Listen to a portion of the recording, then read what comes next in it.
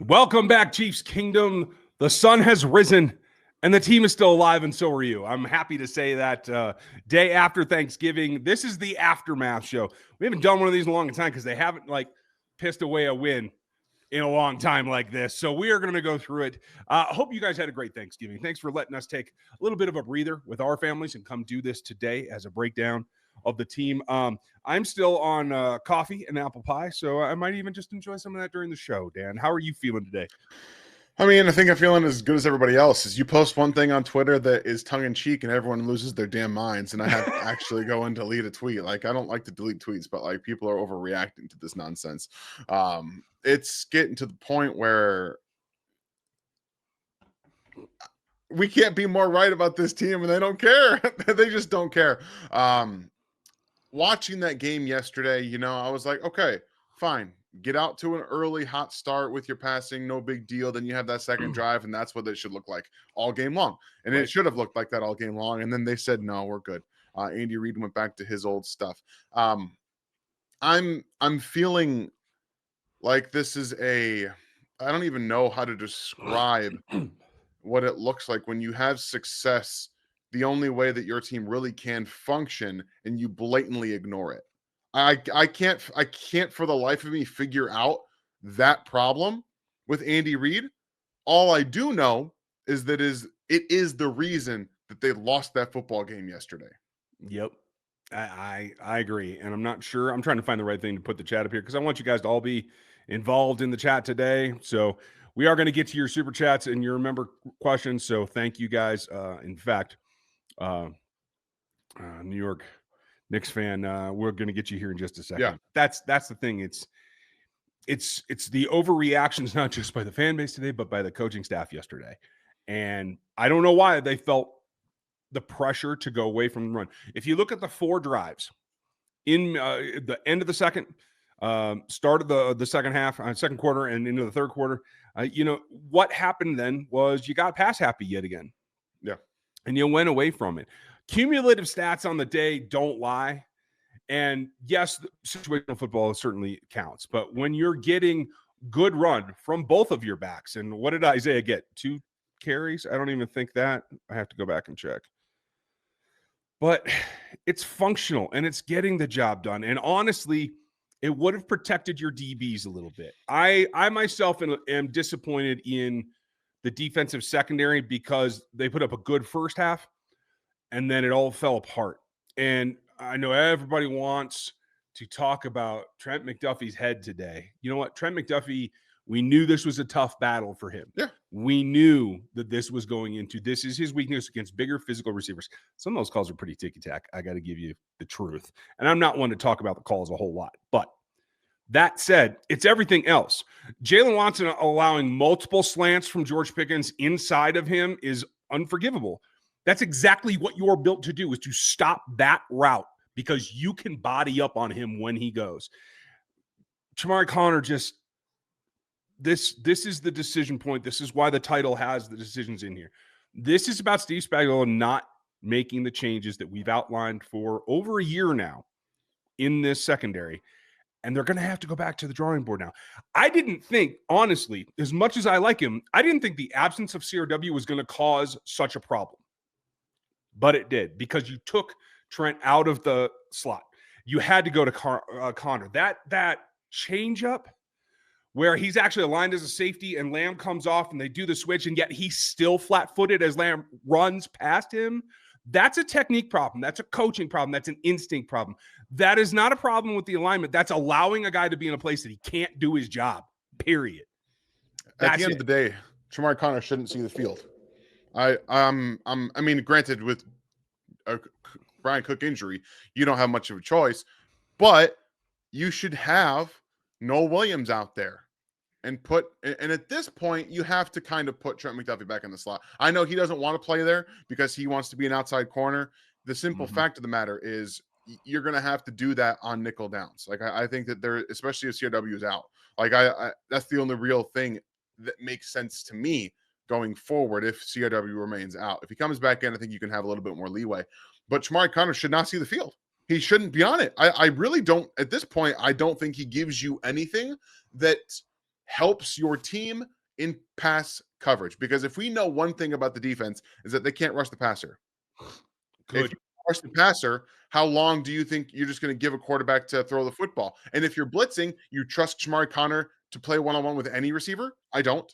So just by that process of elimination, you know you can't rush the passer. You know you have to blitz. Ergo, Shamari Connor can't be in man coverage ever.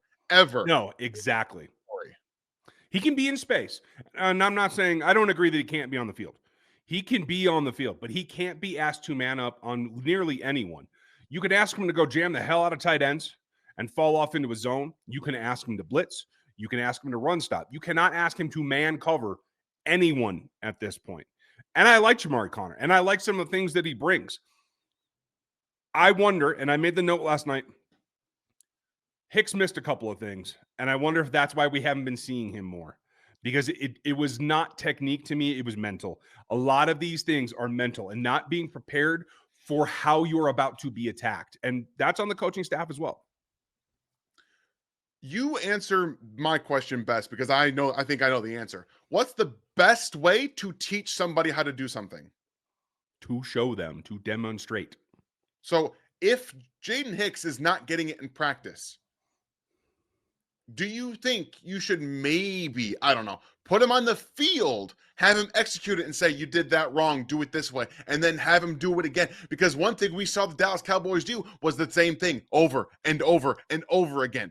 So guess what? You're going to see the same looks over and over and over again. If he's not getting it right, get him on the field so that he can fix his mistakes. If you on the coaching staff are not improving these players in practice, they have to get on the field because they're not learning in practice what to do. Noah Williams, do you think he's better now than he was earlier in the season? No, he's not, because he's not getting any reps. He's getting none for no reason at all. We don't know why. I did see him on the field a couple times. Did he get zero special teams? He didn't plays? get any defensive plays, I don't think. No, none at all. Okay.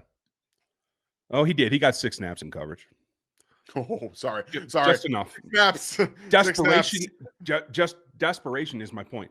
And I think this goes back to a different thing. And this is not to throw Spags under the Spag doesn't need to go, folks. Spags doesn't need to go. For those that are having that kind of overreaction, it is an overreaction. But he does have to learn to give up some of his preconceptions. Just like with Dan Sorensen 8 years ago, Shamari Connor is not the player Spags thinks he is. For whatever reason, whether it's the day-to-day connection in the meeting rooms and a personal connection, or the fact that he's been in there, he is not capable of doing the things you're asking him to do. This has to be reevaluated within the room of Dave Merritt and Steve Spagnuolo. But here's the bigger thing. The other systemic problem that I have with this, I think, is becoming more and more clear. And I know folks want to hear about old players that could have done this or could have done that, and why didn't you resign this or whatever. Justin Reed was not going to stay on this team because of the salary issue. This was a money problem. But you didn't replace him. There's no leader back there. As much as I still like Brian Cook, he cannot go teach Jaden Hicks how to do his job. Nobody can teach Shamari Connor, evidently. And without a leader in that room that has the veteran experience to do that, that's part of this problem. And I do think the coaching staff relies on the leading players, the elite players on this defense in particular, to lead the way and coach them up on the field as much as they do on the practice field. And I have a problem with that because you allowed yourself to not compensate for the loss of Justin Reed. It's not Justin Reed himself. It's the fact that you did nothing about the fact that you lost him and you just plugged guys back in. I'm struggling to figure out what Jaden Hicks isn't grabbing personally. I mean, obviously, I'm not in on the coaching staff. I don't know, but I'd like to know, because at the end of the day, Jaden Hicks, again, not just me, was a very high draft, high prospect for a lot of people at the safety position. Mm-hmm. And when you watch the way he played, is it just that Steve Spagnuolo's defense is so complex that he's just not there yet? In a second-year player, maybe. I don't know. Maybe. All I do know is that if that's true... Underdog just dropped prediction markets, spreads, totals, and team outcomes. And the best part, you can combine them with player picks for bigger multipliers. It's available. You could sign up today. with the code RGR Football and make a $5 fantasy entry to get $100 in fantasy bonus entries. Prediction markets are live now in 25 states, including Texas, California, and Florida. And Underdog is available in over 40 states with player picks and draft games. Prediction markets, player picks, all on Underdog. Then you came into the season knowing it was going to be a failure once again. Like if we understand that they know it takes so long to learn his defense, and they did nothing to address the pass rush, and they did nothing to fix the defensive tackle. They went into this season knowing that the construction of their defense was hanging on Chris Jones being the best defensive player in football. And that is not just coaching hubris, it is the most unexplainable and unforgivable act that you can do, much like we have seen time and time again with Patrick Mahomes in the offensive line before this year. Oh, he'll fix it. Oh, Chris Jones will fix it. You cannot put every single thing on one player's shoulder of the one side of the football and expect everything to be okay. Now, there's good players on the defense side of the ball. Trevor McDuffie had a bad day. Guess what? He should be allowed to have a bad day. He should be allowed to have a bad day because at the end of the day, there's some really good players out there. There's some really good wide receivers. You're not going to win every single rep. You're not going to win every single route. And again, I agree. There were some ticky-tack calls there. There were some push-offs on the offensive side that should have been called. But you have to allow your great players to have off days. That's where they get picked up by everybody else. George Karlaftis was a no-show in this football game. He was a no-show. There was no pass rush. There was none. Absolutely none. For everything about George Karlaftis that is good. He's got great effort, great motor, and he does a great job in the run. And I think he identifies things relatively quickly outside of screens for whatever reason. He doesn't really see screens. However, I'm going to get on the soapbox again because this is why I wouldn't have drafted him. I don't care how great your motor is. I don't care how I do. I can't say I don't care how great your motor is because I do care about that. I don't care how great you are at run defense and how much you have as a power player. If you cannot pass rush and if you can't create real pressures, not fake pressures, because that's what Karlaftis does. They're fake pressures because he doesn't actually impact the quarterback for the most part. If you can't actually disrupt the passer, you are not useful to me on any third down situation. George Karlaftis is unuseful on third down for the most part because he does not make the quarterback throw the football quickly. And therefore, you have to stress your corners and they have to play an extra second and they have to get against good receivers. Everybody in the NFL is good, pretty much for the most part. They're all good. They made it to the NFL. If you give wide receivers an extra second half to throw the football to, they're going to find ways to get open. Yeah, there's no way around it. And I agree with you. And this is where I start to lose my mind about some of the things that PFF says. Because they have George Karlaftis with 3 pressures yesterday and Shamari Connor with 4. Chris Jones with 2. Derek Noddy with 2. I didn't see Noddy get any pressure. And I'll put it this way. Sometimes PFF will counter pressure, and even Next Gen Stats will counter pressure if you beat the initial block. Not necessarily because you make the quarterback stop his motion. And if you make him take a step up, we can have an argument whether that's actually a pressure or not. If you make him double clutch or change his platform, that is a true pressure in my mind. And that's what we don't see here. And it is across the defensive front. Now, I made a mistake and I took Red's comment off of there. I'll just tell you guys, and thank you for being with us on an Aftermath Day on a Friday. Come on in. Hope you're enjoying Black Friday. Thank you for being with us. We're taking it easy. Dan's having a drink. I'm having some pie. And lunch for me on Black Friday is pie and another double espresso. So cheers to you guys. Nice. I've got a nice forbidden pumpkin here from Abomination. You like the pumpkin. I cannot get into it. I've tried. This is different, dude. It's 9.3% alcohol. It is big. It's a big boy. Like this is it's just a delivery system for the alcohol. I'm with you. Okay. Breakfast, by the way, on Black Friday for me is that thigh that I carved and I tucked away so nobody else could take it. So I always reheat that, and we make mashed potato pancakes on Black Friday. Nice. So that's what we've done today. How was your meal?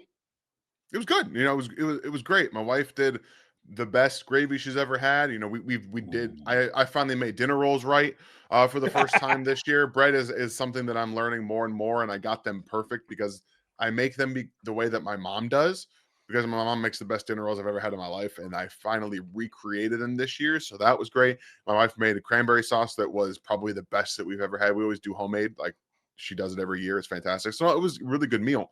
And then we're gonna have leftovers for dinner. Right. Right. That's the way it works. That's great. I hope your meal was good. And I know this was a sour taste probably after a lot of you ate. I was right in the middle. The bird got done 5 minutes into the third quarter. It drove me nuts. I had to get out of the oven. I had got distracted. It was not good. So I've rewatched today. And a couple of things also stick out to me. We're going to get to some of the questions here because the super chats and the members are in here. If you want on the show today, make sure you throw a super chat in there and we'll get to them all. We are done. We went against a bad D and we lost. Also have no pass rush, and 27 is still bad in coverage. I appreciate you, Knicks fans. And I appreciate your 32 months. I won't say we're done yet, though, because Patrick made a comment, and I do agree with it. We've proven we can beat elite teams, and we've proven we can lose to just about anybody. That is still the case. This is a Jekyll and Hyde team. They don't know who they are, and you don't know who's going to show up. They could still put it together, and if they win out and rise to the occasion, there's still a slim chance that they get into the postseason. I don't know if that's going to happen. I'm just saying it's not done yet. So, and I hope you're having a good drink there. I do appreciate the optimism there on your side, Ryan. However, this, I think, personally needs to be done. I think that this season, what it is, needs to have a true culmination of ending, because without it, if they make the postseason and go on a run, what changes? What changes? Nothing changes. Nothing does. And I'm not here to say that I want the Chiefs to miss the postseason, because I always think that there's a chance that they get in. Patrick Mahomes will lead them to the Super Bowl, because we know that he can do that. And anybody that thinks he's not a good quarterback is absolutely false. He's been one of the best, like, 3 quarterbacks in the NFL this year with everything going on, even with his own struggles. So, however, there has to be something so drastic that happens to change what a coaching staff is willing to do. Andy Reid showed you yesterday that he doesn't care about what works, about what actually physically works around the league. Have you guys watched the Chicago Bears today? Right. The first half of that football game? So. It's not a full, complete idea yet for the Bears. It's still a work in progress. However, their offensive line's not very good, and they run the damn ball. They run the damn ball very well. It doesn't matter who's back there. And the one thing I keep going back to is that on that second drive, I wrote it down from the offense's perspective, they were under center more. They ran more outside zone. And that disappeared after that. That they said, okay, we did what we had to do. We showed the defense we're going to do it. And then they refused to do it the rest of the football game. Yeah. How does that work? When you see something is working, you keep going at it. What were the Cowboys doing? Oh, play action. Run the ball, play action. You have a post route or a slant route where they can't cover. All right, do it again. Do it again. Do it again. Do it again. Do it again. Do it again until they can't stop it. Mike Edwards finally almost got a pick on a rollout with an over route, because it took to the fourth quarter for them to figure out that it was coming. It did. And the back-to-back slants to Pickens on Watson, I think, was the extreme case of showing you what you should be doing to your face. Brian Schottenheimer just beat you. Brian Schottenheimer. Hey, let that sink in for a minute. That offense is run extremely well. He has done a fantastic job. I do not agree. Of game planning. How do you not agree? They've had one of the most explosive offenses over the NFL over the past. I do not put that it's run well. I think Dak's playing out of his mind and compensating well. That's what I think. I do not think it is kudos to the coaching staff. And you'll never hear me say that. And brought in George Pickens, who works perfectly with him to give CeeDee Lamb somebody else. And Javonte Williams is running the ball well for them. Not against the Chiefs for the most part, but they've done a good job. And Dak Prescott's always been this quarterback, but they have not had a competent coach or offensive coordinator until now. And then when you finally slot in that second player, and I'm not here to say that George Pickens was great yesterday, but you want to know what he did? He drove Jalen Watson absolutely crazy, because they were not calling offensive pass interference, and that's what you have to do as a wide receiver. If they're not going to call it, you go to Use it. He's always going to do it. Always commit OPI. Always. Because you want to know what? They are far more likely to call on a defense than they are on the offense. Every single time. So I disagree with that. I think Schottenheimer has done a really good job this year. We'll see next year how it works out, because when you get tape on everybody and everything adjusts like that. Sure. But overall, they matched up extremely well against the Chiefs, and they adjusted and actually just kept doing the same thing over and over again. The Chiefs said, yeah, we don't care. Yep. And that's the thing. And you've heard us talk about that before. When the Chiefs have an advantage in some form or fashion, you need to just pummel it until they take it away from you. And that's what they should know by now after playing the Patriots, playing Tom Brady himself. It was a staple of the way that they approach things, and they still can't do that. I still feel, despite a lack of pass rush, and that is largely talent. Let's be true. There's going to be a lot of discussion this year, this offseason, about how you paid George Karlaftis. Because I don't think George let off. I'm not here to say that. I don't think that he got paid and decided to relax. No. I just don't. I think he's just the same player that he was, and the ascension has stopped. And that's what I see out there. I'm with you. And we both agree with that. I really don't want to keep getting on this, guys. I'm trying to stress to you why the draft process and realizing what a player is so important. George Karlaftis had almost no ceiling. There was almost no ceiling because there's no athletic gifts that allow him to rush the passer. He didn't have any. And that's why, going back to when I was streaming on Twitch and showing you guys one of his games, I was so frustrated when I was doing that, because there's no real evidence that he's a good pass rusher or has the ceiling to become one. And all that mattered to them was the effort that he played with. At the end of the day, effort is awesome. If you don't have the physical tools to rush the passer and win consistently, your effort means diddly squat on third down. It means nothing for the most part. Effort can get you stats in college. It will not in the league. That's the difference. That's also the projection portion of the draft. And you guys know that we put in all the time capable. EJ's going to be riding with us again this year, and we're going to get started. But sorry, guys. Logan's. This is already feeling this, so just understand it coming out. Logan, thank you for your question. It's straight coaching, guys. Was at the Dallas game, but even I can see it. Cheers. Thank you, Logan, and appreciate the support. I have to agree with you that it's coaching mistakes that led to this, but there's execution too. It is a balance, because I felt like the defense let down.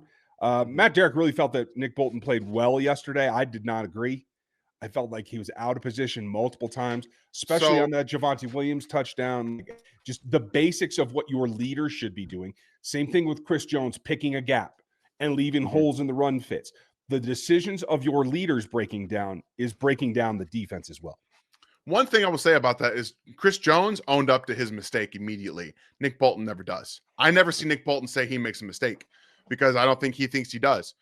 But I will say that I think Nick Bolton was better than I've seen him in a while yesterday in terms of coverage, positioning. Yes. I think he was in pretty good positions multiple times.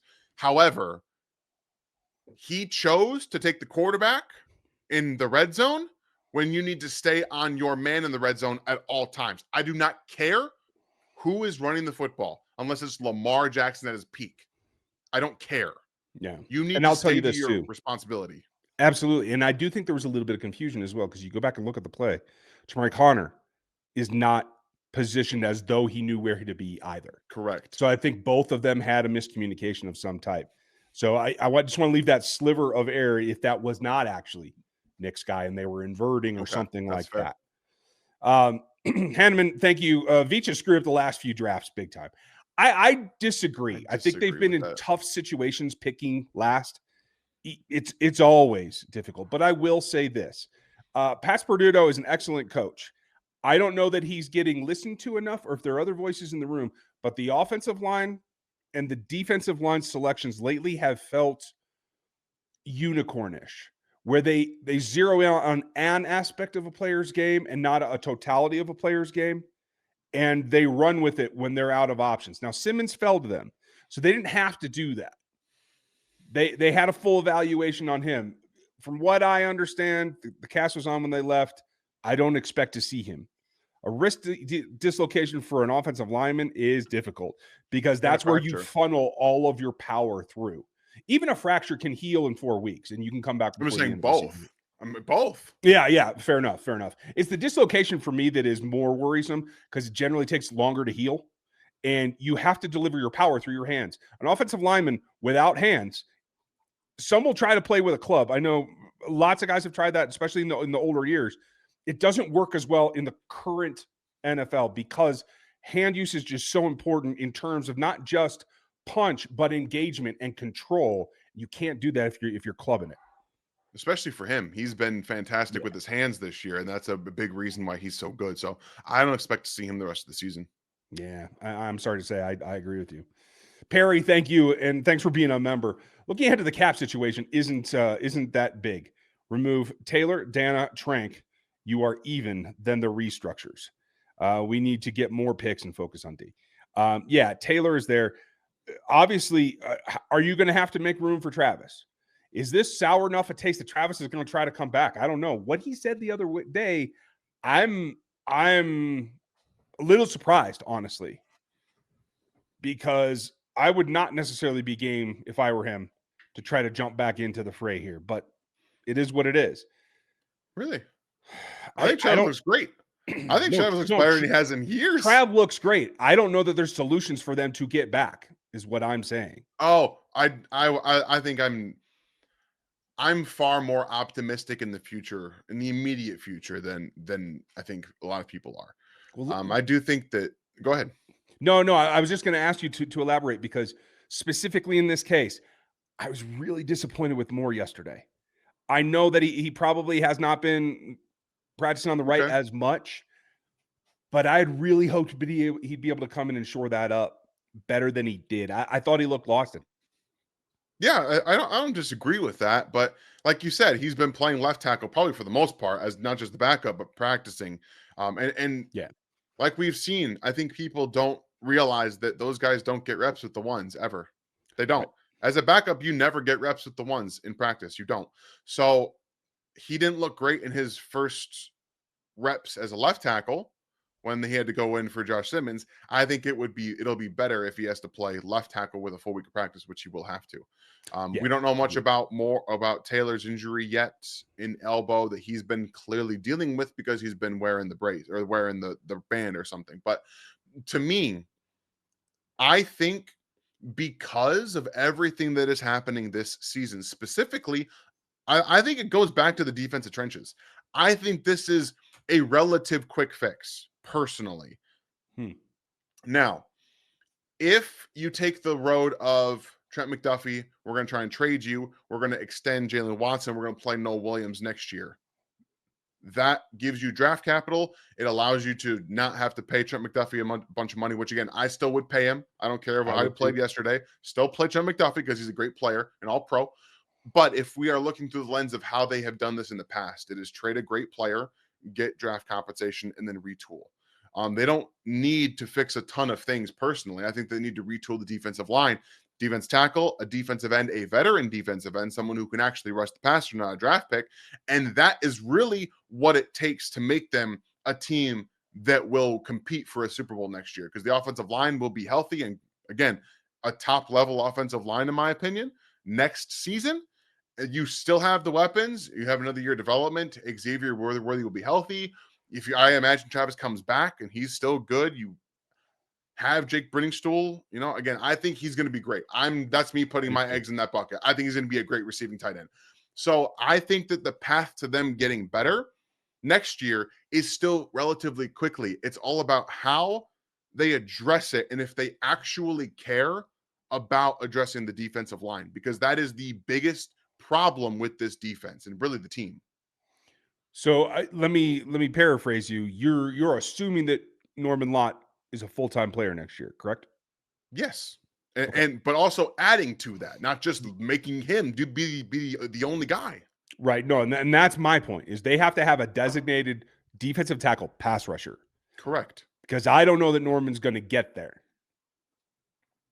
Given this injury, That's he's going fair. to need path, right? Maybe maybe it's bringing in a veteran who Yeah. not like a Pinnell or a Noddy, but someone who can be a defensive run stopper, drafting a guy and then letting him lose weight. Because Omar Nolan needs to lose weight. I'm telling you right now, he needs to lose weight. He can't play at this weight. It's not working for him. He needs to play lighter.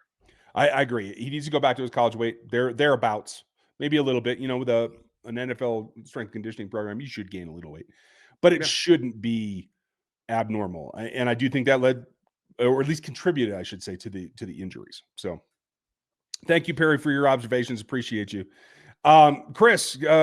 You can say that I'm being extreme or overreacting, but most of this coaching staff, besides our DB, D-line, and Reed, need to be gone in the offseason, and maybe Veach too. There's absolutely no way that will happen. And I will tell you that there's no way it should. A couple of lapses on being number 32 for 3 years in a row, for all intents and purposes. I can't lay that at Veach's feet. He's doing the best he can with being the last in line for the elite talent. What you're seeing is where we're seeing failures right now. We're seeing failures at offensive tackle. We're seeing failures at defensive edge rush. And we're seeing some inconsistencies, at least at cornerback. Outside of McDuffie, yes, McDuffie gets to have a bad day every now and then. We know that. He did play well against Sutton, so I do want to bring that back up as well. Those are core pillar stone positions that generally you need a top 10 pick to get an elite player at. That's the problem, is they don't have any of that. Now, the trade scenarios, I personally would keep Trent McDuffie myself, but I understand where you're coming from. We'll see. I don't think this performance should shade their planning for Trent McDuffie myself. But I do think that they also have to dedicate themselves, and Spags needs to loosen up a little bit on have to have the power-based defensive end in a four-man front. This is not a 3-4. A 3-4, you have to have powerful, big, heavy linemen. A 4-3, where you're running out of base and you're still only rushing 4, you must have pass rushers. Pass rushers first. However they get there doesn't matter. If it has to be speed, it has to be speed. I personally prefer to have one like that. I personally want somebody lighter, more nimble that can get off the damn ball and explode. If you can't get that and you have to go power, as long as they are, as you said, proven connectors with the quarterback, that's what it has to be. I'm going to tell you that, not you, sorry, Ryan, a lot of people here, that there are a couple of places that I want to see replacement coaches. They need a real wide receiver coach. Yes. No offense. They need a real running backs coach. No offense. Like, and I know that earlier, maybe last year, I was giving a little more grace to Connor Embry. However, if we look at the use of Rashee Rice, we look at the use of Xavier Worthy, which might have little to do with his injury. It's all based on usage. They're not developing as players. They're not. Nope. They are staying the same, but usage is different. And they're not developing. Showed it. This game showed it. I'm sorry, I don't mean to interrupt you. But Xavier not playing to the ball, not trying to get extra yards, running out of bounds at every single thing. If you need to avoid a big hit, absolutely.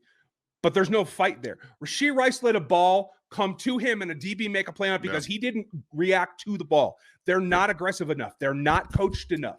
Like I think for Xavier specifically, it's more last year or more this year with the injury. Last year, he was fighting through the ball multiple times. We have real visual film evidence of him doing that. I think the one against the Raiders spooked him. I personally think that he went up and got it, and then he got turned on it, and he hurt after that. I think it spooked him personally. However, there's effort issues. Not running through your routes all the way through. And I don't care that he didn't score on that touchdown. Other than that throw, by the way, he is not Tyreek Hill. He is not. No, he's not. We need to stop doing this. Not only is he hurt with an ankle, he's not even the same after catch player that Tyreek. Nobody is. There is nobody. So please, if you think that he should have scored on that, go take a lap. That's a ridiculous opinion. Go take a lap. I think the wide receiver coach needs to go. I think the running backs coach needs to go. Matt Nagy also needs to go. Not because I think he's a bad offensive coordinator. I don't think he's a bad one, but they need new ideas. This offense needs new ideas. Somebody needs to tell Andy, hey, you've been great for so long. You've won Super Bowls. However, You refuse to run the damn ball. You refuse to let your wide receivers run real slants. If you go back to last week against the Colts, they had Rashee Rice run that little hitch route or the spot route, and they wrapped Xavier Worthy on an in route behind it one time. That is the only time I've ever seen him do that, and they have not done it since. And it gains you 9-10 yards. Do that every damn time. Let him run real routes. Let these guys run real routes. I completely agree with you. So, and here's the thing. You have to adjust with the times. It is part of the deal. And right now, defenses are keying on your pass game, again, knowing that as good as you are, Patrick Mahomes, you don't have Tyreek. And honestly, I don't even know that if you had Tyreek in his current version, it would be near the same as it was. So there is no solution coming to that. But Kareem ends up plus 4 yards per carry. They did give him 14. Okay, that's great. That's half of what you did last week. Pacheco, 5 yards a carry on just 3 touches. Again, this is not willing to do what you just did that got you a win. And kudos to Patrick Mahomes. They were able to move the ball. This is what's scary to me. Mm-hmm. The rest of this way is that Wanya Morris has to play, possibly. Because they're in trouble. Please no. And you made a good point on social as well, that yes, they've won Super Bowls with less than elite talent on the offensive line.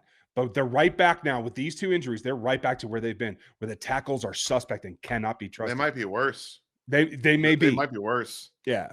And I just don't know that we can ask anything more of Patrick. Patrick's had his flaws. And this is, again, goes back to the whole thing. We don't get the same team every week. They still don't know who they are. They still don't know how to settle down. They are not the same team every week. And until they are, we won't know exactly what they have or what they can do. I want everyone to watch what the Bears are doing to the Eagles right now. Just watch. I want you to watch it on stream. I may be behind, though. Ben Johnson is destroying them. Ben Johnson's destroying them. A Vic Fangio defense, which Patrick Mahomes schematically has typically struggled with. Yep. Why is that working? Because a coach is willing to try something different, being a little bit different.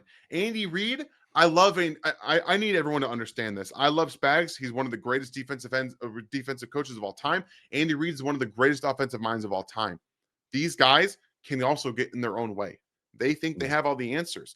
But when they don't, and they surround themselves with the guys that they've surrounded themselves for years, everyone's saying, yeah, this has worked. Yeah, this has worked. Let's go back to that. If there's no new ideas and there's no caring about what's going on in the NFL, which it doesn't seem like there is, there's no way for you to advance an offense. Patrick Mahomes had to change the way he played after they traded Tyreek Hill out of necessity, not because they wanted to, out of necessity. There needs to be an out of necessity, because if there isn't, you're doing the same thing and you're just ramming your head against the wall, hoping a defense says, hey, we're just not going to care anymore. The only thing they don't care about is your run game. Yep. And this is exactly what JJ's saying. JJ, thank you for your comments. Luis, new coordinators, yes, we can see that on the offensive side. Yeah. I can't go there on the defensive side. I will say this, I agree. Though. My opinion on the staff has changed after the last 3 games. And I am no longer comfortable with the job Joe Collins is doing. Fair. Yes, it's talent. But Joe Collins came in here, and maybe even his first 2 seasons, he was able to elevate players to play above what maybe their expectation was. George Karlaftis' ascension last season, and certainly the season before, was above expectation for me. And I have to think that had something to do with Collins. But right now, there's comments on social from the defensive linemen that are not good, that are hinting at strife within that room. Certainly their performance is not coming up. No one is being lifted in that group. And I don't know if that just means it's run its course and they're not listening to him anymore, or if adjustments are not being made to fix the solution. But I think there could be more changes on the defensive side than we think as well. I don't think it's Merritt or Spags, but it could be more. And I don't know that anybody else is immune. I don't disagree. And let's not forget that Jalen Watson was a 7th round pick. Yep.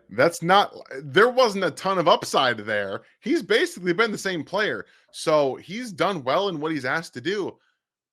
I'm struggling with what Noah Williams did. What did he do wrong? Do you have an Yeah, answer to that question?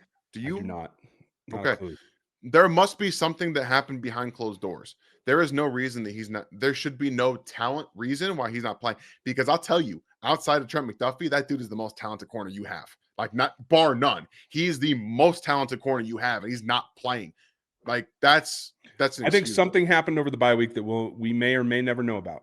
And Yeah, if we do, it'll be well after the fact. Somehow you got in the doghouse. I don't know how.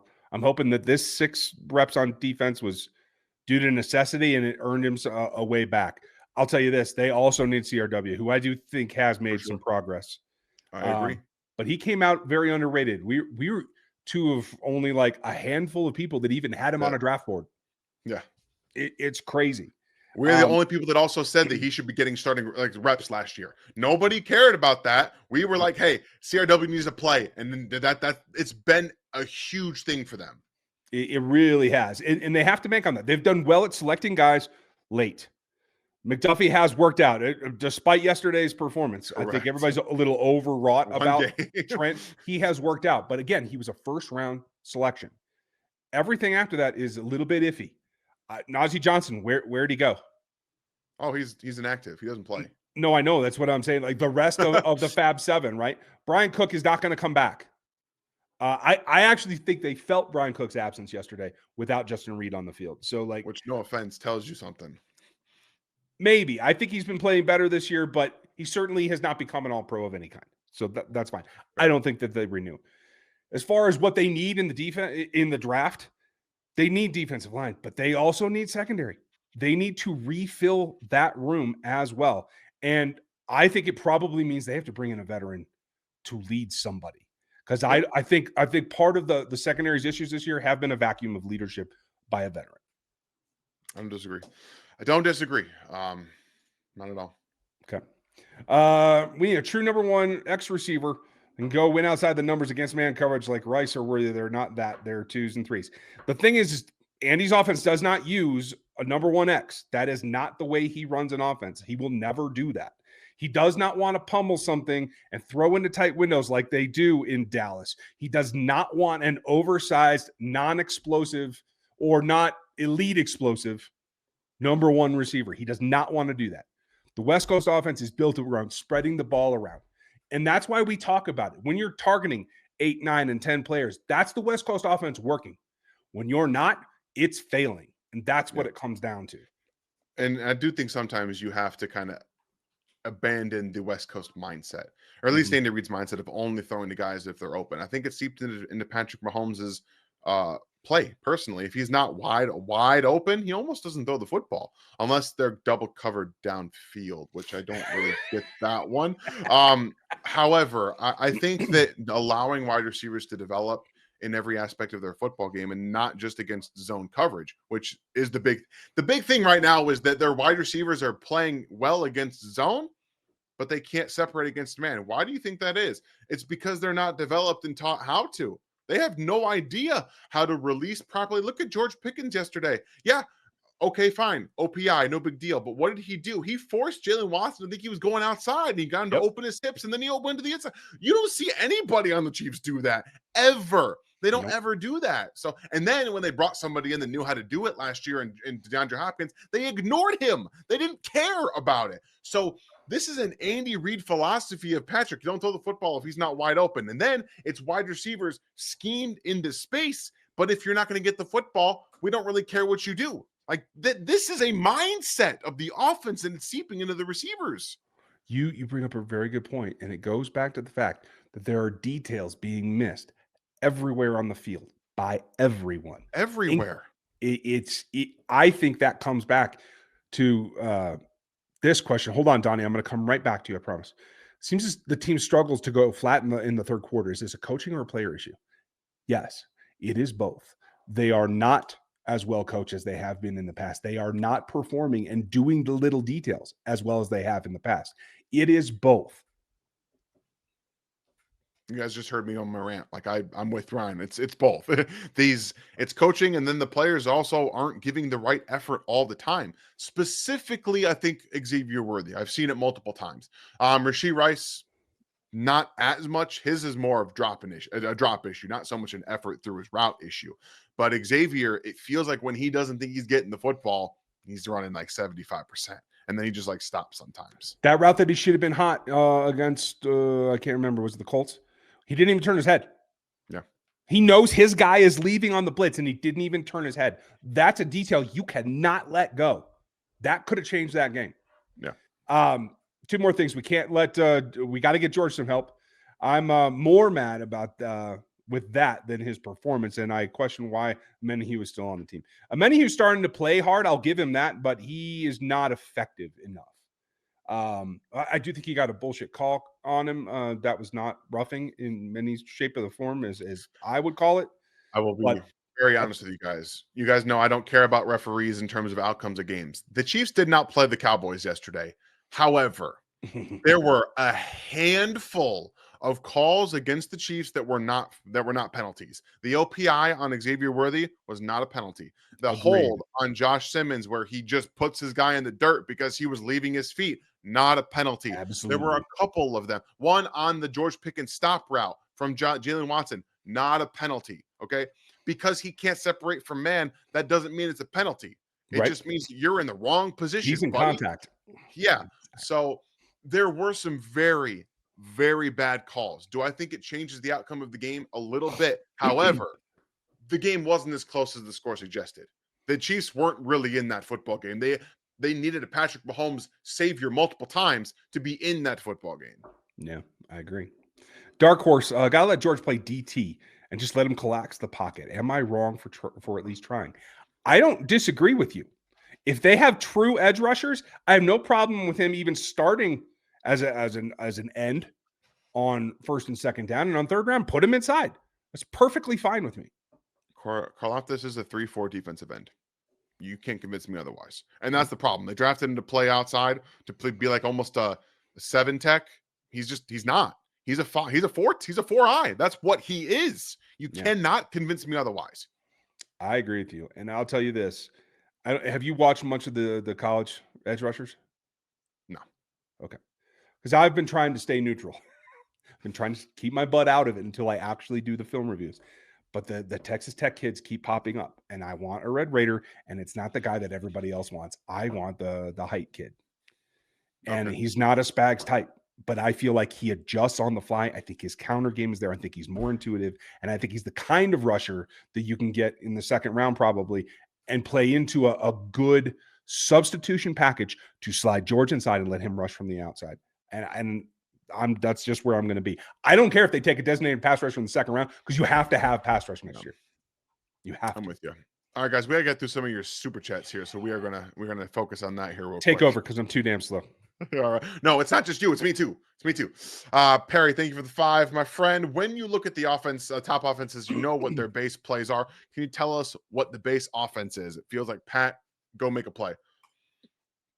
You're not wrong. Like, you are not wrong. Andy Reid's basically asking him to read the defense and make the call. That's why he's calling RPOs a ton. Back to calling RPOs a ton. Because he doesn't want to just go out there and call a run under center.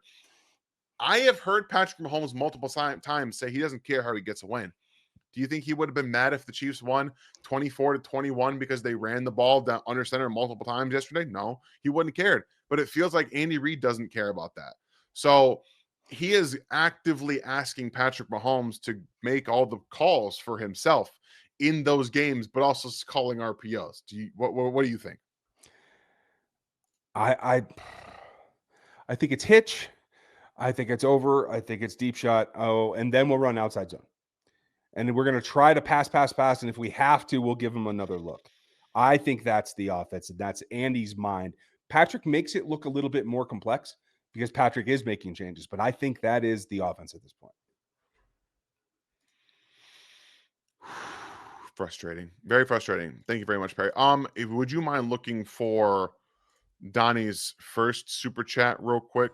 He says that we only read the second one. So, okay, Donnie, we will get you on that while I answer this one from KB. Appreciate the $4.99, my friend. Yes, changes need to be made, but Andy is too loyal to his people. What will it take? Pat going to Clark and demanding what? The cap situation is bad. Yeah, it's not great. But the cap's going to go up. The cap can always be maneuvered, manufactured. Patrick's going to get a new contract this offseason, probably, which is going to give you some more flexibility, things like that. You can always find ways to maneuver the cap around. So that's not something I'm currently worried about until it comes about. However, Andy Reid being too loyal to his people is something that does concern me, because we have seen time after time after time, oh, Matt Nagy's done as a head coach, come back and be my offensive coordinator. He's too buddy with some of these guys, and he doesn't want other ideas in the room, because it feels like he feels like he's mastered the West Coast offense, right? Like he feels like he's mastered that, and he doesn't want anybody to bring in a different idea on what he should probably be doing in today's NFL. Old dog, old tricks. I found it. And Donnie, I'm sorry, I'm not sure how we missed this because I think we got Perry's. Yeah. So apologies. But he said 3 things. Dave Tope might not be here next year. Agreed. Okay. Fair. They're going to hire outside the building for an OC. I hope, but I don't agree with you. And spend on D-line and free agency. Clark is not happy. I agree with you. Clark is probably not happy. The cap is the problem. I don't think the spend is necessarily the problem. I'm just not convinced they can get to the point where they're 50 or 60 under the cap in order to go shopping in free agency. That's the thing, is we got to see something happen. Whether it's a big trade, I don't know what's going to happen, but they did this with Tyreek Hill. It would not surprise me if that were to happen again in some way, shape, or form. I don't know who it's going to be. I'm not sure what it's going to be, but again, it wouldn't shock me at all. Appreciate the super chat, KB. Black and Gold, thank you for the 5. No denying it. Chiefs have to overhaul the process of structuring the team, from coaching to the roster build, and modernizing the offensive, defense, and special teams. What do you think? Optimize, yes. Modernizing, I feel like the offense is almost too modern myself. Like there's too much reliance on fancy misdirection, etc. There's not enough meat and damn potatoes in my mind. On the defensive side, I could probably say the same thing on the defensive side. What are the core fundamentals of defense? Rush the damn passer, stop the pass, attack the run with the middle level. The linebackers are okay. Drew Tranquil will not be here. I don't know that Jeff Bossa solves your issue against the run, but the linebackers are the level that should be attacking the run the best. So there may be an acquisition there as well. I'm concerned specifically about like the defensive line. Everything else I think can function just fine. However, they have to address, the linebackers have to do more against the run. One, Nick Bolton can't stack and shed. It's impossible. Every time a block gets to him, he's eaten up. Every time. That I kid you not. Go watch him. Every time somebody gets to him, he can't get over the block. However, they have to be very aggressive.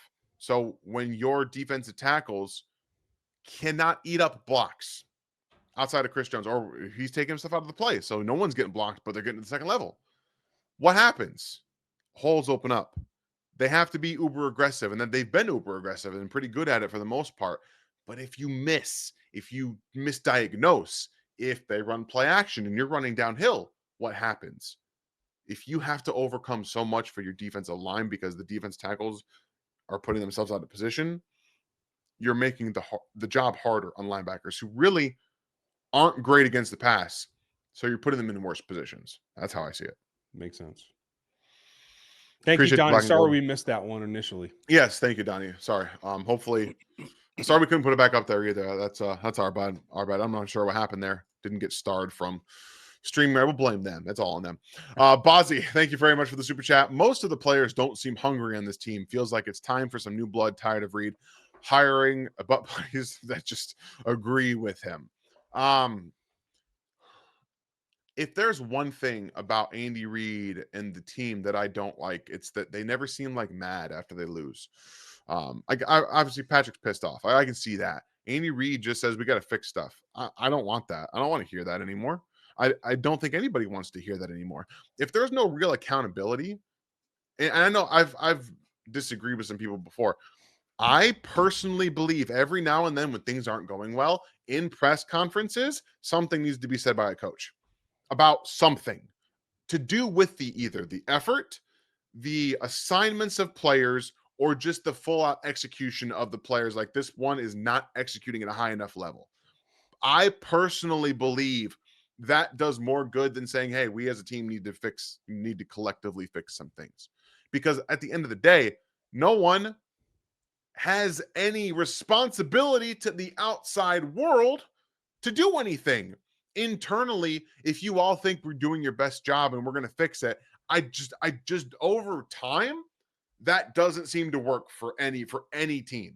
Patrick Mahomes has done a fantastic job of dragging this team, and then last couple of years, the defense has drugged this team into the postseason, and then they've just been excellent on third down in the fourth quarter to win those games. But at the end of the day, some of these players need to be held accountable. Yeah, I do not argue with you at all. I just don't know if Andy Reid can do that. I don't I know don't if at either. this point he can change. I don't think he can. And again, I'm not asking for Andy Reid to be fired, but at the end of the day, somebody has to say something. Now, maybe calling people out more so in real practice, more so in the locker room. Maybe that's a more realistic thing to With you. aspire to, because I don't think that happens either. I I would think you're be probably right. baffled if anyone went into a locker room and said, "Hey, you need to be better." No, I don't think that happens at all. I think you're probably absolutely right. Ron, oh, sorry, did we both click that? I think Stay out of your, probably I'll you're stay out good. of your way. Sorry, I'm No, hands it's free at this fine. point. Go for it. Pickens ran 5 slants with no adjustments from Spags. I never call anyone's job, but why is Connor even playing? CD pointed to Connor when he was covering. Yes, CD knows. Everyone knows. Spags is in a love affair just like he was with Sorensen. That is part of the Spags experience. I don't enjoy it. I don't like it, but it's not going to go away. You're just going to have to deal with it. I think at some point the contract is going to determine whether Shamari Connor's a chief or not. I don't think Spags had a choice personally. I Now just without CRW available. no, and it's not so much that it's about like the slants. He probably told Watson like cover the inside, but he doesn't. He just didn't. I yelled at my TV, just stay inside. You can recover to the outside. You're an outside receiver. You have enough space to turn and run if he goes to the fade. And plus, that's a lesser percentage point play that it's going to be completed. And much easier one is if you give up the inside and open your hips to the sideline and force yourself in a worse position to recover inside. That is all right here. That is Jalen Watson just not being mentally tough enough to say, I can stay inside and I can recover outside. You have to stay inside. Have to. I don't care if you take 2 steps inside and maintain that inside leverage, recover to the outside. Fine. Again, you can recover there. You can't recover to the inside on that quick slants like that. And he just didn't know that. Or isn't willing to. Correct. I got to Just think by didn't care. now he should know that. He is a free agent. Let's be real. So is Nazi. So is Brian Cook.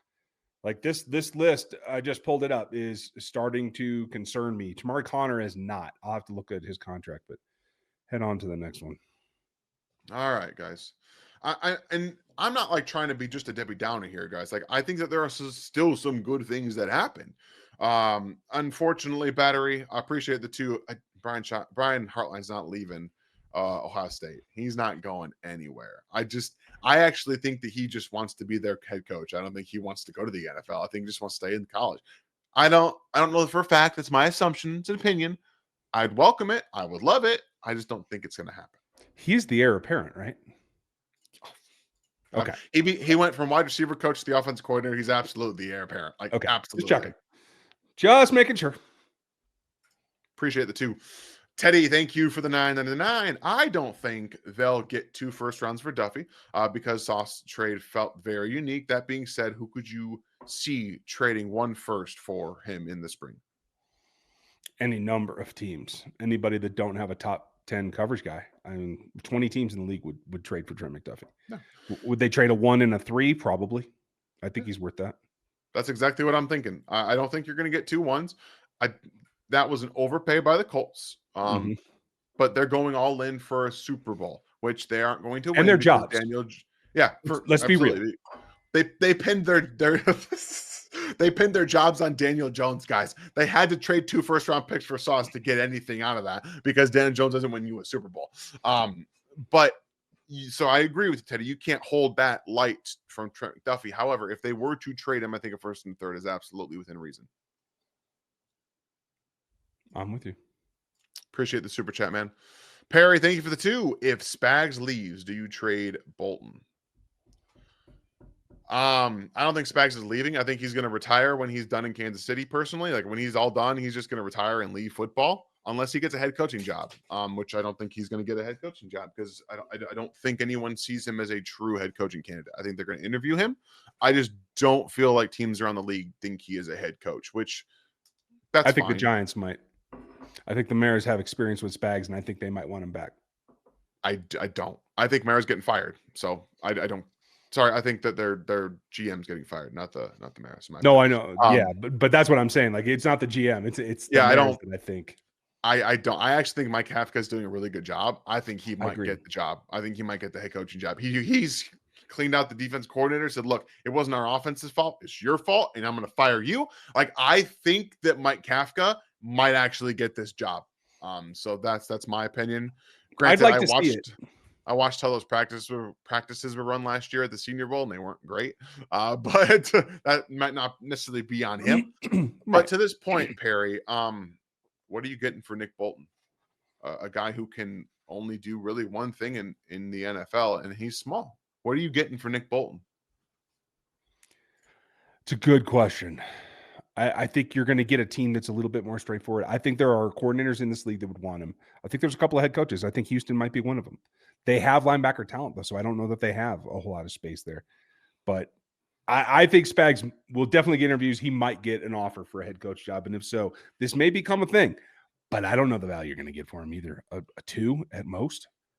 I don't think you can get that either with the contract. Like it's an objectively bad contract, and no team is going to say, "Hey, let's give you a day 2 pick. You might get a 4th round pick." Is that helping you out?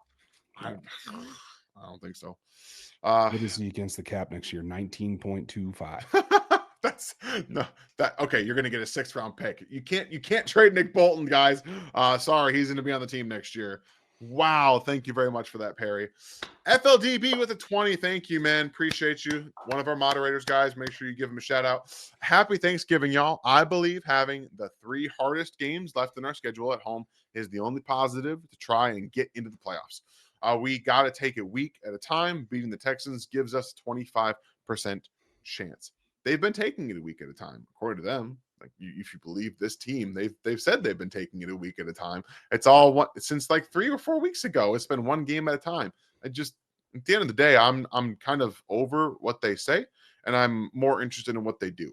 What they show me is that they have no interest in correcting problems. They have no interest in doing what works around the NFL, and they have no interest in actually course correcting an offense when you do what's supposed to actually work.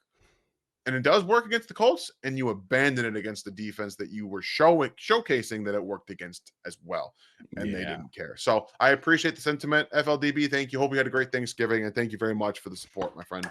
Yeah, you're the man, dude. I appreciate you, and I need to get back to you about a scoreboard. If the Chiefs do not make these playoffs, I will be live streaming games. I don't know if Dan will be able to join or not, but I will give you live play-by-play of playoff games if the Chiefs are out. So, we're absolutely doing this. Okay, we are going to. Like, no joke. I will have a lot of fun with this stuff. Like a lot of fun.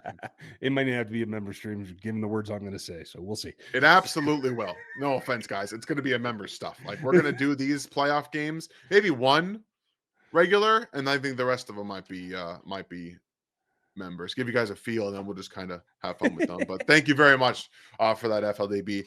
Cue ball, thank you for the 2. The season is lost. How do we plan for next year? You got a plan for him, Ryan?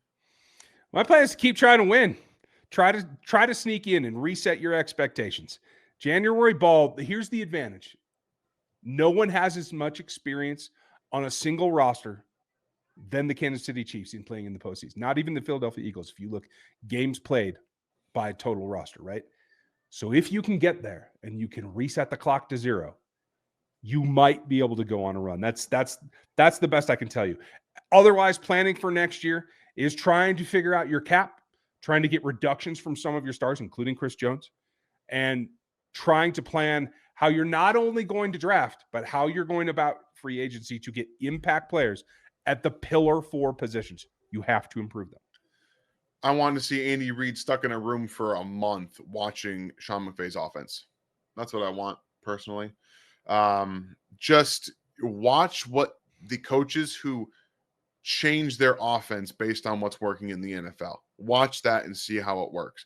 Because Andy Reid sticking his head in the mud, acting like nothing else around the league matters, and that is hurting your offense. It's hurting your quarterback.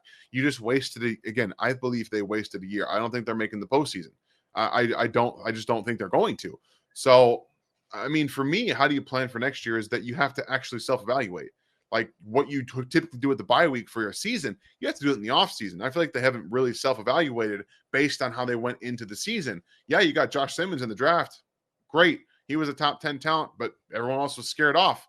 All right. If that's not going to happen 95% of the time, like it's just not going to happen. So you can't bank on that kind of thing happening. You have to really look in the mirror and say, this isn't working. What I did this year, not what the team did, what I did this year didn't work. And you have to self-evaluate. Yeah. That's a tough mirror to look in when you're this experienced. I hope you can do it. We all hope you can do it. Thank you, Q Ball. Thank you, Ian. Thank you for the 2. Can you still get trade value for Chris Jones? I mean, yeah, absolutely. Chris Jones is one of the best defensive players in football, especially over the last 3 weeks. He's been great. Like since the bye, he's been fantastic. I don't have any issues with that. And you guys know, if you've watched the film review, go back and watch that. Please do. I told you guys this was going to happen. That Chris Jones was just fine. He's been fantastic still. So there's definitely still trade value if that's the course. However, if you trade Chris Jones, you have what the hell do you have? You have more work to do on the defensive line than they've ever had to do. Yeah, I agree. Man, I tell you what. All right. So this is just a really fun question from our friend Jeff here. What would the Chiefs' record be without Mahomes? You got an answer? Because I do. They might have 3 wins. You think they might have 3 wins? They might have 3 wins. They'd be lucky to have 2. They'd be lucky to have 2. This team with not only the misexecution issues, but a quarterback who literally can't win games in the fourth quarter. They've had to win games in the fourth quarter or they've been blowing teams out. And even then, do I trust Gardner Minshew to be a quarterback that can win those games? No. So they might have 2 wins. They would have beat the Raiders. Let's be honest. Right. They would have dog walked the Raiders no matter what. But I'm looking at 1 win and I'm trying to think, where's the other win? They lose to the Colts with any other quarterback. They lose to pretty much any other team they've played than a quarterback. You might sneak 1 out, but you might have 2 wins. Yeah, could be. Move on. I don't want to think about it. Got another one here from Q Ball. Thank you very much for another super chat and a 5. I know blaming the refs is a loser mentality, but am I wrong in feeling like the refs were trying to hand that game to the Lions? Penalties felt very one-sided. I felt they made a lot of mistakes. I don't buy into trying to make one team win or not. Yeah, that's never. I'm never a conspiracy theorist with the referees. I feel like based on how games unfold, sometimes you can say, well, they were being ticky-tack. And honestly, if you see one side of the ball doing something and getting away with it, do the same damn thing yourself. Chiefs wide receivers, I mean, when it's man coverage, okay? Because obviously running a pick, not even really running a pick, gets you called an OPI for the Chiefs. However, if you're in true man coverage, do a little bit of what they're doing. That's how I feel like it, but I don't think they were trying to hand it to the line, to hand the game to the Lions at all. Okay. Thank you very much, Q Ball. Donnie got another one here. $2 more for how pissed off I am at Dave. Honestly, I thought the special teams yesterday was okay. Did you feel the same way? Listen. I've been on Tyquan Thornton since before he was a Chief. You guys know that. He is kind of like one of my pet projects. I like him. But he is not shifty enough to be a returner at this point. Okay. You know something really funny? I'm sorry to cut you off. You want something so funny? Go. I have been saying, if you're not going to play Bashar Smith as an actual running back, put him in kick return. One thing, he gets back there and he returns at 40 yards. Oh, what an idea! Oh, shite! You're not wrong. You're not wrong. That is the type of player. And me, who had a decent one yesterday too, but my guy Tyquan needs to be on the field on offense more. And they need to continue to look to attack with him, not necessarily on 9 routes. I didn't see him run an overall game. And I think he run 12 routes, something like that. I'm going to check that. Go ahead. No, you're good. Appreciate you, Dave. Or Donnie, excuse me, not Dave. You're mad at Dave, not Dave. Can we get in? Says Alex. Do you think we will still? Ryan still believes there's a chance. He is all about that. He thinks that there's a chance. Mathematically, sure. I don't think they're going to. I think they might lose to the Texans this week, personally. Next week, not this week. I think they might lose to the Texans. If you got Wanya Morris out there at all, CJ Stroud's back this week. He's going to play next week against the Chiefs. I don't think if you have Wanya Morris out there, I don't know if Jalen Moore can get the job done. Juwan Taylor is probably going to get abused too. And if you have a backup at guard, we're talking about a defensive line that's going to eat their lunch all day long. That game itself, not so much outscoring the Titans or the Texans, but simply being able to field an offense that refuses to run the ball. How do you stop a pass rush? You show them that you can run the football. And Andy Reid has been very reluctant, as we know, to even do that. So I'm a little worried about that. Alex, Ryan thinks they can still get in. I'm pretty much at this point almost hoping that they're out.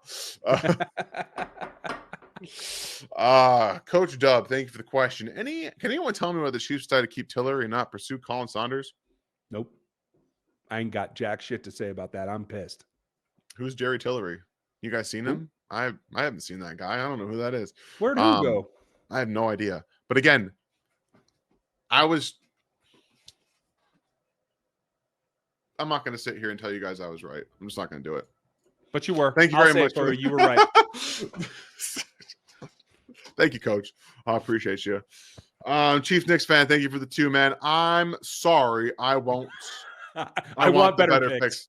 I want better picks. Yeah, no, don't be sorry about that. I don't think anybody should be sorry about that. I get it. I'm going to share with you before we wrap up. At the very end, I want to share with you my working theory, and I get where you're coming from.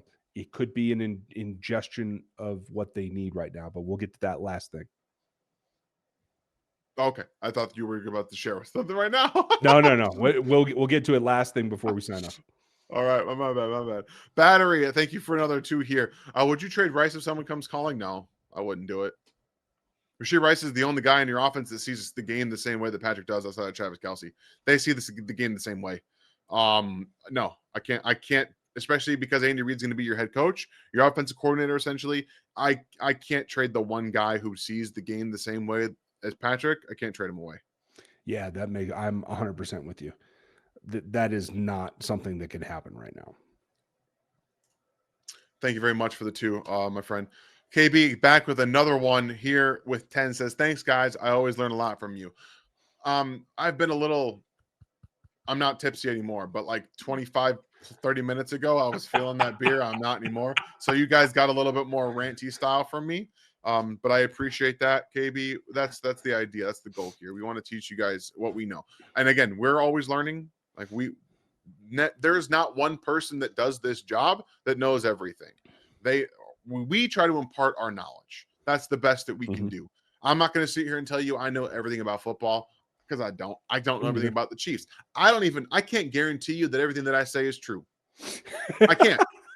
You want to know why? Because I'm not in the room with Andy Reid. I'm not in the room with Steve Spagnuolo. What I can do is I can watch the game and I can tell you what this looks like based off of all of the information that I have gathered, everything that I have watched and learned over my 7 years doing this, which is not a very long time. For those of you who played football, we've been watching it longer. Like it's a different thing. So at the end of the day, we appreciate you guys, the fact that you come here every single stream, you give us great questions, you support us, and that we can give you guys a little bit of our knowledge.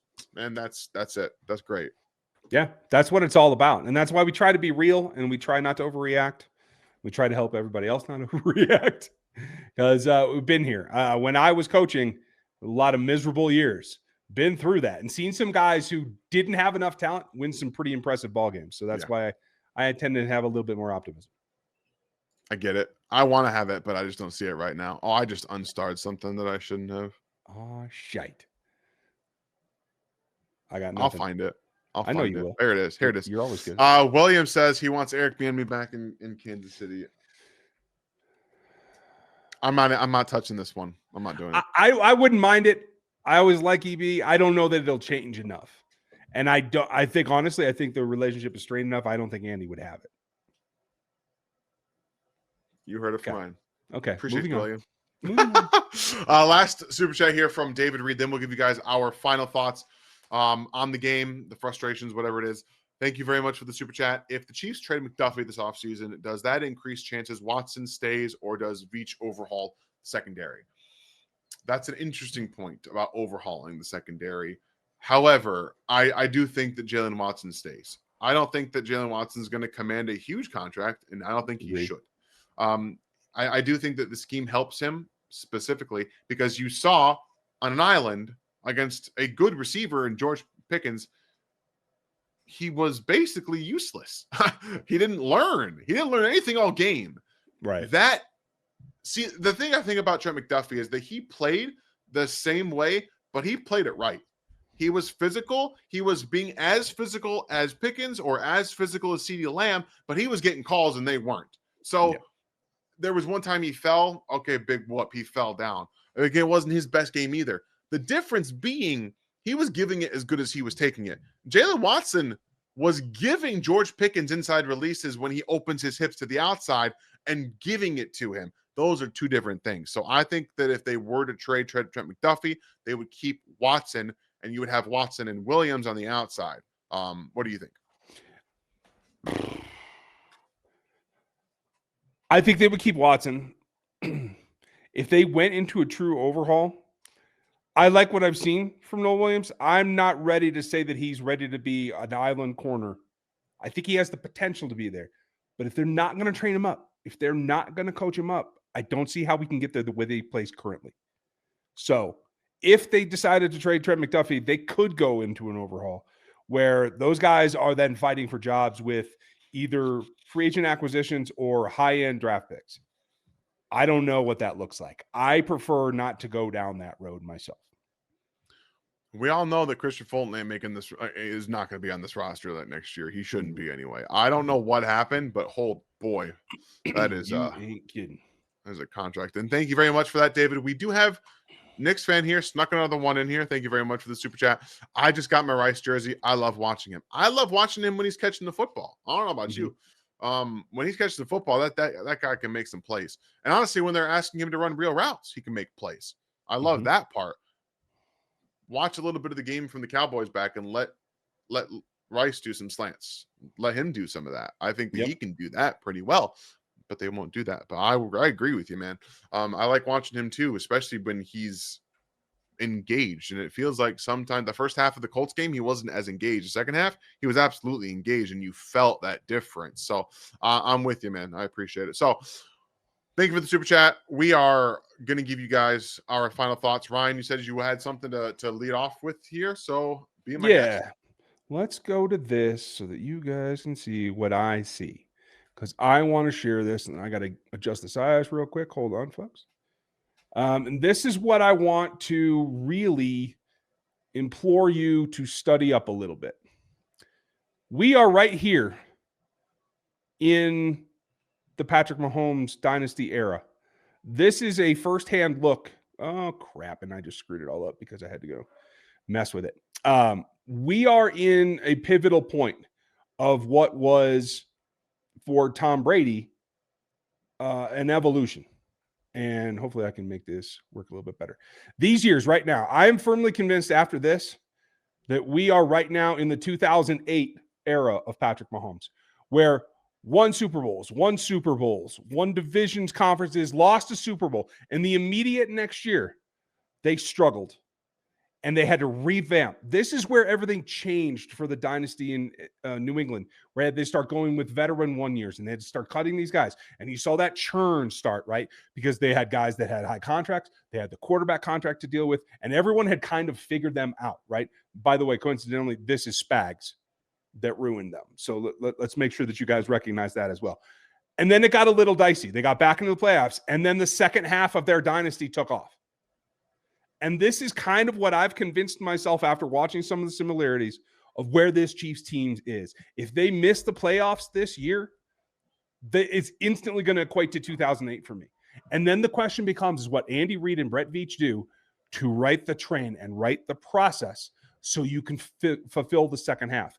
The league caught up to the Patriots at one point, and then they changed their whole theory as well. And if the paradigm shifts, the Chiefs still have a chance to go on another epic run and really place it all together. So whatever happens this season, I think the future still holds a lot of wins in our futures.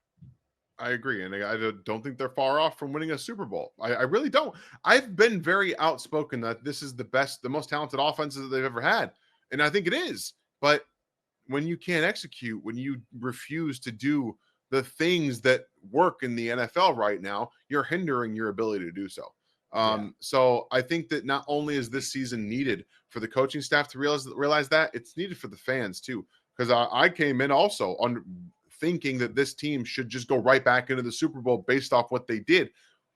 But if you continue to believe that the way that you are operating and being bailed out, like I should have done better last year of seeing Patrick Mahomes was bailing this team out. Like, it was cool they won those close games. Why were they winning those close games? It wasn't because of Andy Reid. It wasn't because of his play calling. It was because on third downs and in the fourth quarter, Patrick said, I'm the best player on the planet, and I'm going to just win. I'm just going to win. Or they get a really good special teams play. Or they get a fumble that makes no sense. They had a ton of luck last year in their one-score games. A ton of it. And that, I think, got in their heads.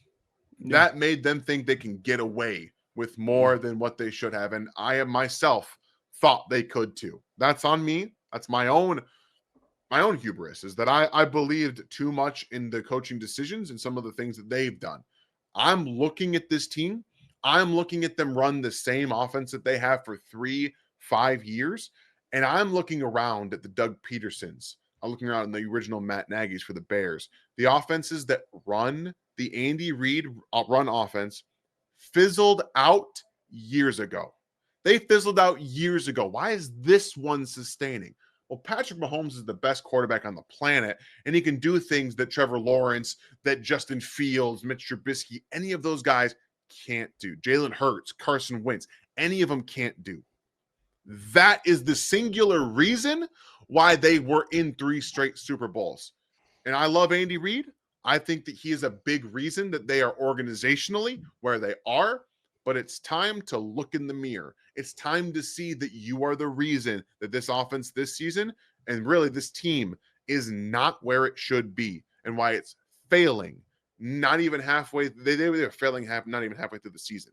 Yeah. Because of the decisions that you've made. Patrick can't be the same player every year. It would be awesome if he was. Honestly, he was better this year than he was last year. Better this year. But that hasn't been enough. So it's time to look. It's time to take a hard look in the mirror. Sometimes you have to have hard conversations in life with your loved ones. This is one that you have to have with yourself, Andy. You have to have a hard conversation about what you're willing to do to see this team go forward and start back to being where they should be. Yeah, you're absolutely right. And that is sometimes the hardest part. And for the record, we will keep telling you where those holes are. All the things that we talked about today are things that we identified more than a year ago, that we saw that this could be a potential problem. Every now and then you get somebody who jumps in and overtakes and neutralizes a problem. But these problems are all identifiable. They're foreseeable. And we have done that. So we know the staff should be able to do that. Yeah. That's where we're at here today, folks. Enjoy your weekend. I hope Black Friday didn't drive you nuts, because I certainly didn't go out in it. And of course, Bozzy has to get in there. Go ahead. All right, Bozzy. Thank you very much for sneaking one in there before we're about to get out of here. Who do you put the failure of this season on? In my opinion, it's the personnel groups who they put out there. Also, what do you guys do to fix the team going, I would imagine, today? Okay.